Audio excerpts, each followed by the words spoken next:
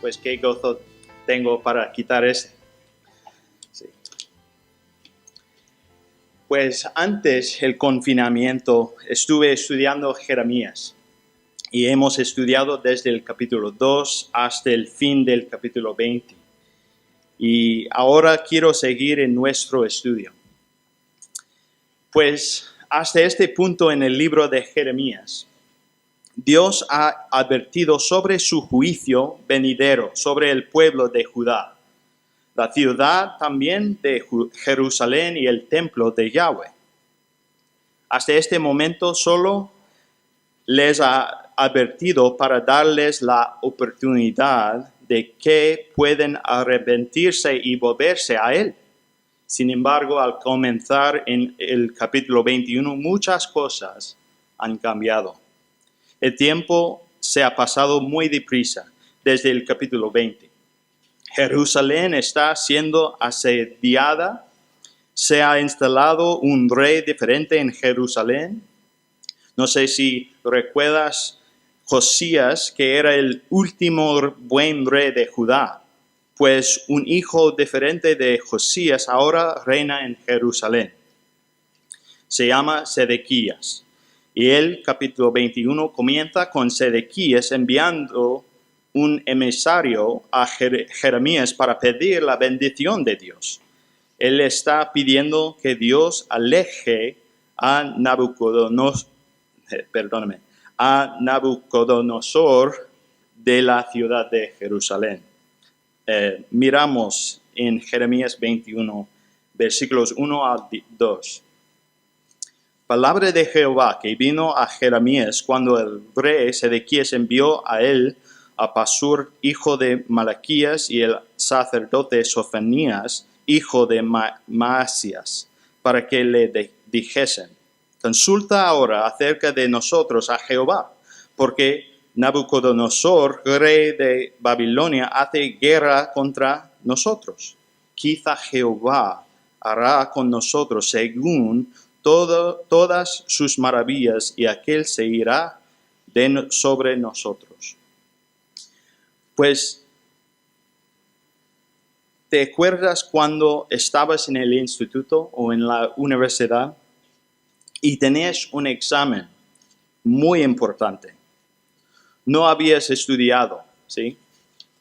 Entonces, estás esperando para tomar el examen. Le pides rápidamente a Dios que te ayude. ¿Esas oraciones honran a Dios? Muchas veces esas oraciones nos sirven a nosotros mismos en lugar de honrar a Dios. Se les ofrece traer alivio a pesar de ayudarnos a servir a Dios. Sedequías está pidiendo que Dios sirva a sus intereses por su honra en vez del honor de Dios. Leo Jeremías capítulo 21, versículo 4 y 5. Así ha dicho Jehová, Dios de Israel: he aquí, yo vuelvo atrás las armas de guerra que están en vuestras manos, con que vosotros peleáis contra el rey de Babilonia, y a los caldeos que están fuera de la muralla y os tienen situados. Yo los reuniré en medio de esta ciudad. Pelearé contra vosotros con mano alzada y con brazo fuerte, con furor y enojo e ira grande. Pues Dios peleará contra el rey Sedequías y Judá, en vez de brindar alivio como en los viejos tiempos. ¿Pero por qué? ¿Por qué Dios castigaría a su pueblo? Del mismo modo, ¿por qué Dios se volvería radicalmente contra nosotros para castigarnos o disciplinarnos? ¿No somos su iglesia, llamado por su nombre para su gloria? Pero Dios disciplina a ellos que los aman. y Dios nos disciplina a nosotros por nuestro bien y por su gloria. Mirad en Jeremías 21 otra vez, versículo 8 al 10. Y a este pueblo dirás, así ha dicho Jehová, he aquí pongo delante de vosotros camino de vida y camino de muerte. El que quedare en esta ciudad morirá a espada, de hambre o de pestilencia. Mas el que saliere y se pasare a los caldeos que os tienen situados vivirá, y su vida le será por despojo, porque mi rostro he puesto contra esta ciudad, para mal y no para bien, dice Jehová. En mano del rey de Babilonia será entregada, y la quemará a fuego. El enfoque aquí es nítido. El pueblo y el rey no han hecho lo correcto. No hay justicia en la tierra. No se han preocupado por los inocentes, los huérfanos ni las viudas. Dios declara que su juicio sobre Judá ya está en movimiento, y el único recurso es someterse a su juicio y obedecerlo. Su castigo está establecido. Deben abandonar la tierra prometida y exiliarse. Su recompensa por la obediencia a este castigo será que vivirán. ¡Qué Dios misericordioso! Pero ¿cómo puedes decir qué Dios misericordioso a la gente que lo han perdido todo? Tú me preguntas. Pues imagínese que le fallando a Dios, ¿qué debe merecer? Le merece morir. Pero Dios dice aquí que si su pueblo se vuelve hacia Él y le obedece, vivirán. ¡Qué Dios misericordioso! Nuestro mundo no cree que esto es lo que merecemos. Creemos que es nuestro derecho tener vida. De hecho, en los estadounidenses lo hemos puesto por escrito. Nuestra Declaración de Independencia establece nuestros derechos a la vida, a la libertad, a la búsqueda de la felicidad. Acabamos de celebrarlo el 4 de julio, nuestro día de la independencia. Aquí, aunque creo en estos derechos como un principio para un buen gobierno, no tienen nada que ver con la verdadera realidad de nuestro mundo. Somos rebeldes y todos estamos condenados delante de un Dios justo y santo, a quien hemos perjudicado. Nos merece la muerte por justicia. Pero Dios misericordiamente dice, vuélvete a mí y vive. Se lo repito para todos nosotros, debemos recurrir a Dios para vivir. Debemos dejar detrás nuestros caminos equivocados. ¿Pero cómo? Pues debemos seguir para saber cómo vivir. Al final del capítulo 21, Dios advierte específicamente al rey de Judá lo que debe hacer. Puedes mirar en capítulo 21, versículos 11 al capítulo 22, versículo 4.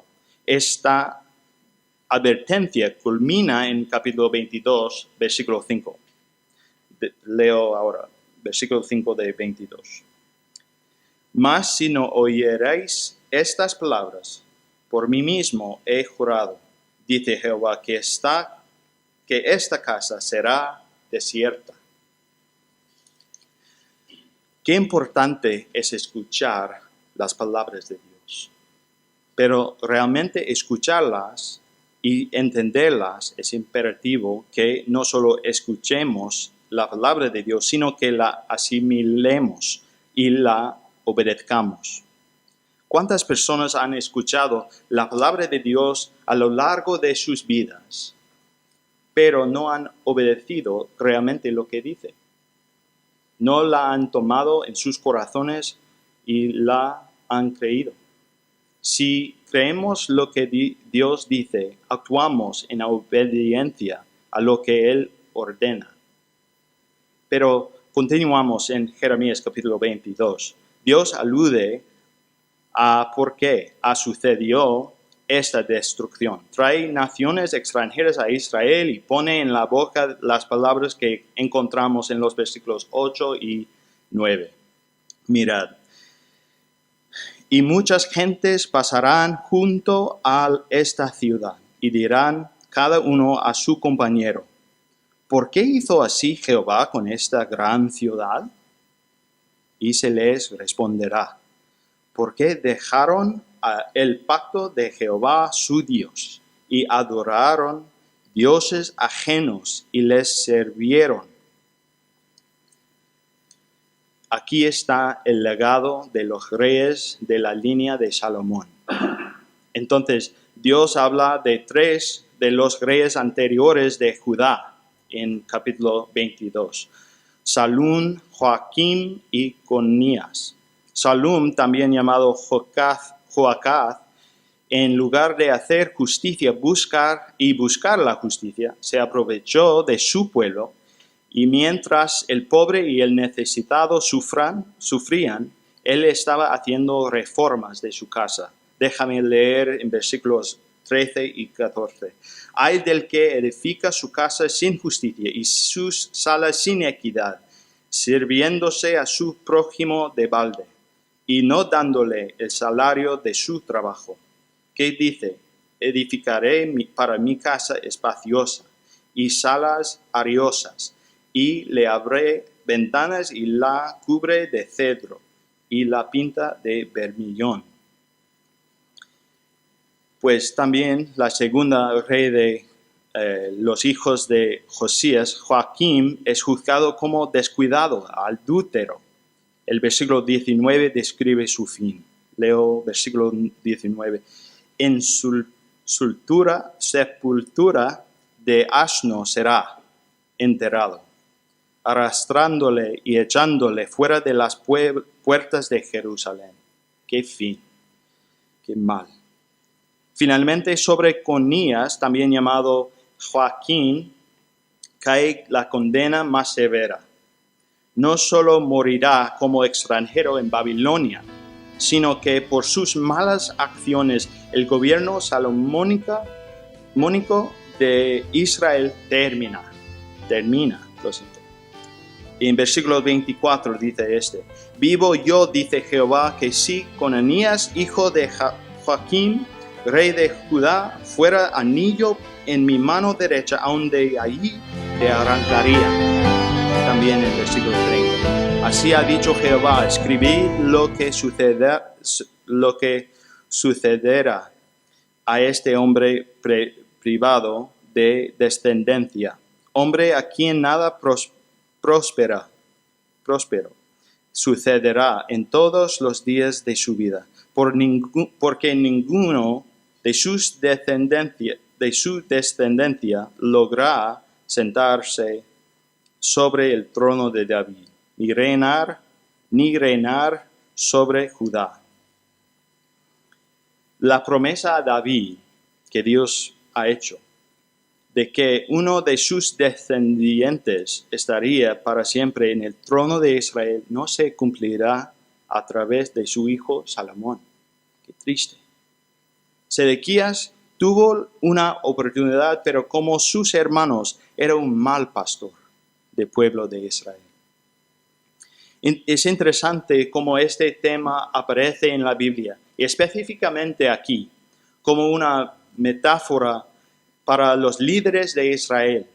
Moisés era un pastor antes de dirigir a Israel. David era un pastor, y David usó esta ilustración para caracterizar nuestra relación como seguidores de Dios en el Salmo 23.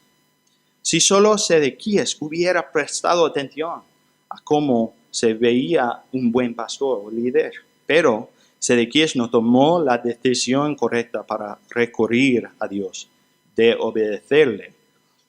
ni luchar por su gloria. En cambio, en el capítulo 23 vemos que Sedequías escuchó la guía equivocada. Déjame leer capítulo 23, versículo 14. Y en los profetas de Jerusalén he visto torpezas, cometían adúlteros y andaban en mentiras, y fortalecían las manos de los malos para que ninguno se convirtiese de su maldad. Me fueran todos ellos como Sodoma, y sus moradores como Gomorra. Wow.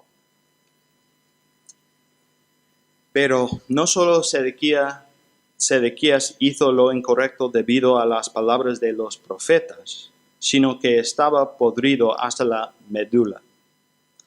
Dios ilustra para que Sedequías no tomó la decisión correcta en el capítulo 24. Dios presenta una imagen de unos frutos para ilustrar el problema de Israel.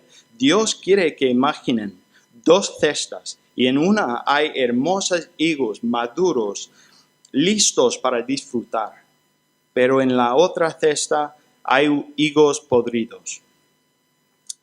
Dios dice que ha llevado su remanente, su abundante fruto maduro, a Babilonia. Pero aquellos que lo desobedecieron voluntariamente permanecieron en Jerusalén y serán arrojados como fruta podrida. Dios sería fiel a sus promesas una vez más.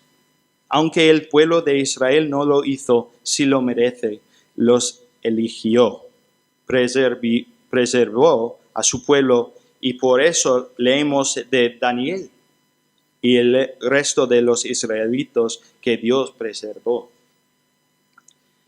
Pues en el capítulo 25, Dios predice el exilio de 70 años de Israel, que Daniel estaba leyendo también, y el juicio justo venidero contra todos los pueblos de la tierra.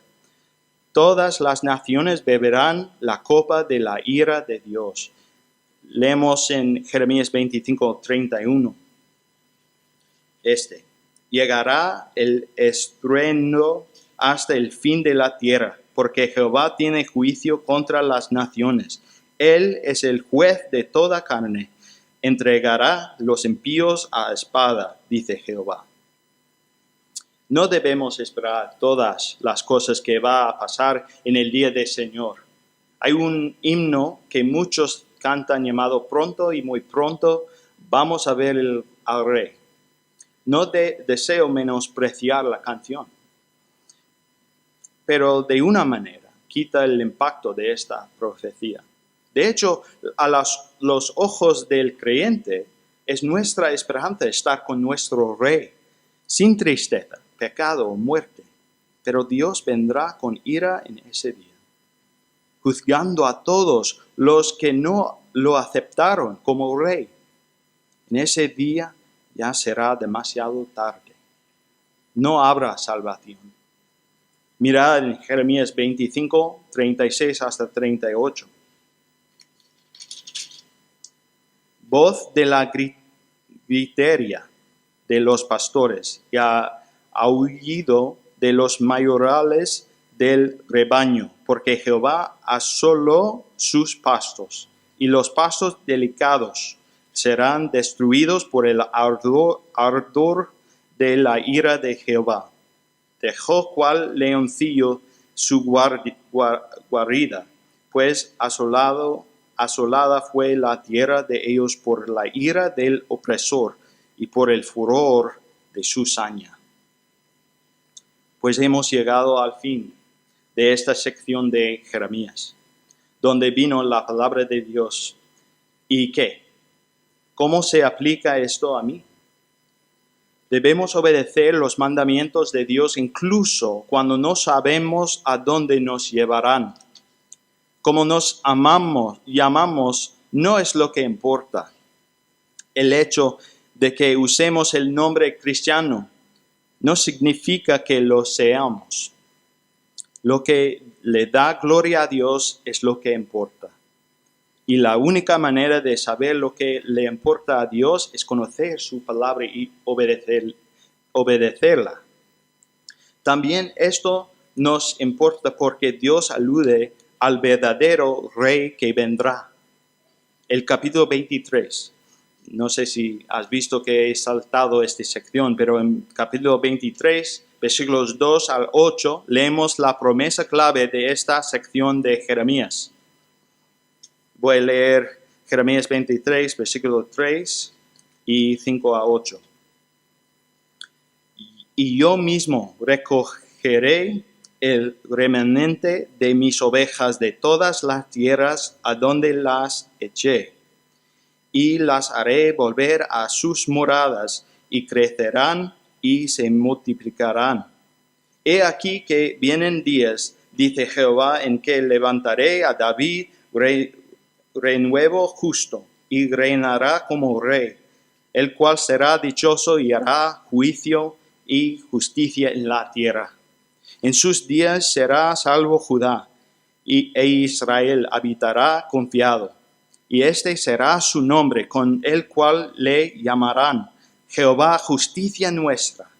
Por tanto, he aquí que vienen días, dice Jehová, en que no dirán más, vive Jehová, que hizo subir a los hijos de Israel de la tierra de Egipto, sino vive Jehová, que hizo subir y trajo de la descendencia de la casa de Israel de la tierra del norte y de todas las tierras donde yo los había echado, y habitarán en su tierra. Debería haber dos principios esenciales en la vida de los creyentes: el servicio a nuestro Rey y la obediencia a su palabra. Donde crecí en los Estados Unidos hay una universidad y me gradué de ella. Nunca olvidaré su credo. El presidente siempre nos recordaba que la Universidad de Cedarville existe para la palabra de Dios y el testimonio de Jesucristo. Del mismo modo, el objeto de creyentes es vivir por la palabra de Dios para la gloria de nuestro Rey. No podemos agradar a Dios sin estas motivaciones. No podemos seguir a Dios sin estas guías, su palabra y su fama.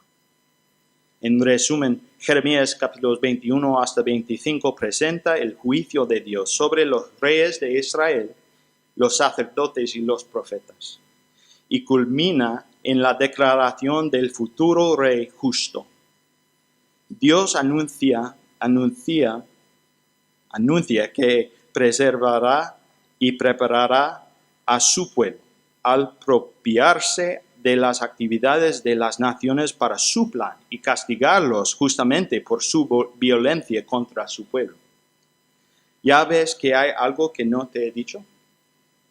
¿Sabes cuál es el significado del nombre de Sedequías en hebreo, el rey último de Israel? Significa que el Señor es mi justicia o mi salvación. Pero sin importar su nombre, no era digno de salvar a nadie. Ni él ni nosotros somos dignos de salvar a nadie. Pero ¿has visto? ¿Has notado lo que dice en Jeremías 23:6? En el versículo 6 de capítulo 23 dice: en sus días será salvo Judá, e Israel habitará confiado. Y este será su nombre, con el cual le llamarán Jehová, justicia nuestra. Declara que el nombre del rey venidero es Yahweh Sedequino, que significa que Yahweh, justicia nuestra, o nuestra salvación. Hay un nombre similar en arameo que cuando se transcribe al griego se convierte en Jesús, lo que significa que Yahweh salva. Jesús es el Rey justo que salva. Os hago la pregunta para pensar. ¿Hay cosas en nuestras vidas que nos impiden conocer la palabra de Dios y obedecerle? Tíralas y sigue a Dios. Algunos de nosotros tememos que lo que necesitamos desechar es algo sin lo que no podemos vivir. Posiblemente sea la aprobación de otros. Posiblemente sea el cumplimiento de un deseo secreto que tenemos. Posiblemente tememos por nuestras propias vidas. Pero si aprendemos algo de este pasaje es que Dios proporciona lo que nos exige. Él provee abundantemente y no desearemos nada si queremos y buscamos a Él y su palabra. Pues oramos. Santo Padre, eres todopoderoso, eres todo soberano, eres el que merece toda alabanza, pero estamos aquí confesando que siendo hombres inmundos de labios y habitando en medio del pueblo que tiene labios inmundos, perdónanos por nuestros pecados. Tráenos castigo donde vayas, tráenos contigo donde vayas, porque queremos estar contigo. Ayúdanos esta semana a encontrarte de nuevo y seguirte como debemos.